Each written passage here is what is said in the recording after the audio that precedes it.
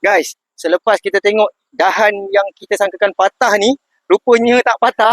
Jadi Abang Mak Adik nak bawa anda semua masuk ke dalam dunia Jai Durian 13. Di mana? Di kebun Jai Durian 13 di Uluco. Jom kita tengok. Kita menghampiri pintu masuk ke kebun Jai Durian 13. Dan kalau anda nampak ni, ada durian-durian yang dah gugur. Ini dahan patah hari tu. Jadi kalau tengok dekat atas, buah pun banyak. Jadi tengoklah bawah-bawah ni semua.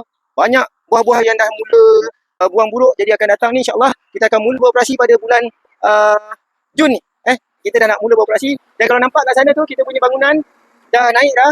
Dan kerja-kerja meratakan permukaan tanah dekat kebun Jai Durian sedang dijalankan. Okay. So ni pintu masuk Jai Durian 13 dan di sini kita akan adakan tempat jualan juga yang mana untuk take away. Okay.